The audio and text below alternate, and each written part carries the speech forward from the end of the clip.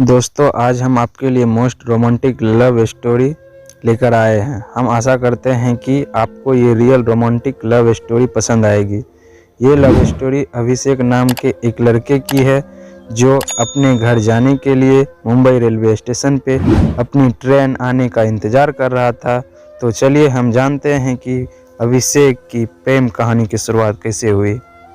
ये कहानी शुरू होती है अभिषेक से। वह अपनी बहन की शादी में जाने के लिए मुंबई रेलवे प्लेटफॉर्म पर अपनी ट्रेन आने का इंतज़ार कर रहा था कि तभी एक लड़की उसके पास आकर पूछती है, ये मुंबई से हावड़ा जाने वाली ट्रेन कितने बजे तक आएगी? अभिषेक 8 PM में आएगी। वह लड़की फिर वही प्लेटफॉर्म पे ही बैठ जाती है और ट्रेन के आने का इंतज़ार करने लगती है। थोड़ी देर बाद रात के 8 बज जाते हैं लेकिन ट्रेन नहीं आती है। अभिषेक काउंटर पे जाकर पूछता है कि ट्रेन अभी तक क्यों नहीं आई, तो काउंटर वाले अभिषेक को बताते हैं कि घना कोहरा होने के कारण ट्रेन थोड़ी देर से पहुंचेगी। अब अभिषेक उस लड़की के पास जाता है और कहता है कि घना कोहरा होने के कारण ट्रेन थोड़ी देर से आएगी। वैसे आपको जाना कहाँ है? लड़की कहती है, मुझे बर्दवान जाना है। अभिषेक, मैं भी कोलकाता जा रहा अपनी बहन की शादी में। दोनों कोई ट्रेन आने का इंतज़ार करने लगे। दिसंबर का महीना था और ठंड काफ़ी थी। अभिषेक ने देखा कि वह लड़की ठंड से खुद को सिकोड़ रही होती है। अभिषेक 2 चाय लेकर उसके पास जाता और कहता है, ठंड थोड़ी ज़्यादा है, क्या आप चाय पीना पसंद करोगी? लड़की, थैंक यू। अब दोनों कोई चाय पीने लगते हैं। अभिषेक, मेरा नाम अभिषेक है, वैसे आपका नाम क्या है?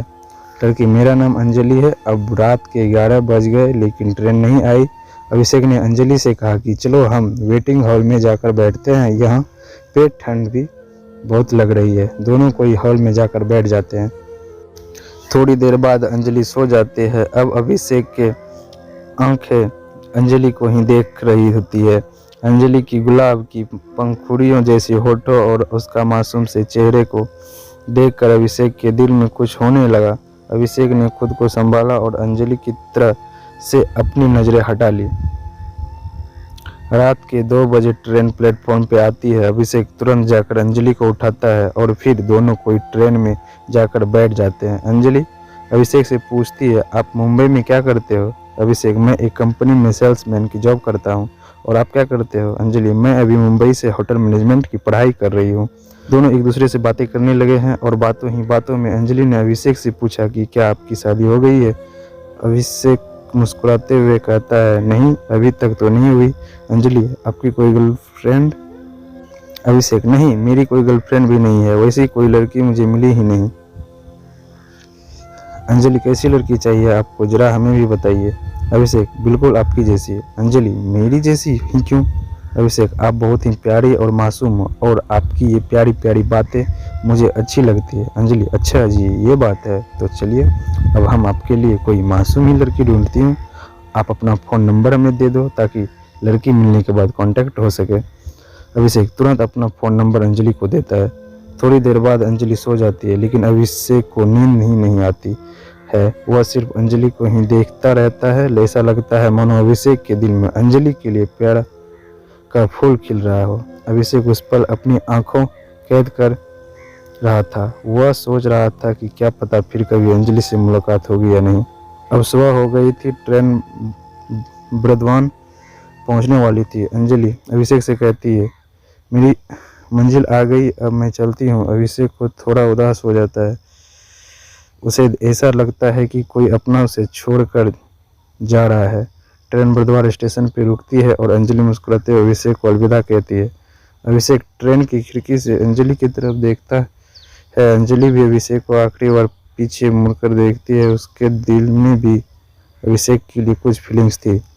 ट्रेन अब स्टेशन से चल पड़ी है लेकिन अभिषेक अभी भी अंजलि को ही याद कर रहा था। कुछ समय बाद अभिषेक के फ़ोन पे एक मैसेज आता है जिसमें लिखा था, तुम्हारे लिए लड़की मिल गई है, उसका नाम अंजलि है और ये उसका फ़ोन नंबर है। अभिषेक ने तुरंत उस नंबर पर कॉल किया और अंजलि ने कॉल रिसीव किया। अंजलि, तो लड़की कैसी लगी आपको? अभिषेक, बहुत ही अच्छी लगी। अंजलि, तो शादी करना चाहोगे? अभिषेक, जी बिल्कुल करना चाहूँगा। अंजलि, तो आ जाइए बर्दवान। मानो अभिषेक की खुशी का ठिकाना नहीं रहा। उसे उसके सपनों की रानी जो मिल गई थी। अभिषेक घर पहुंचने तक अंजलि से ही बात करता रहा।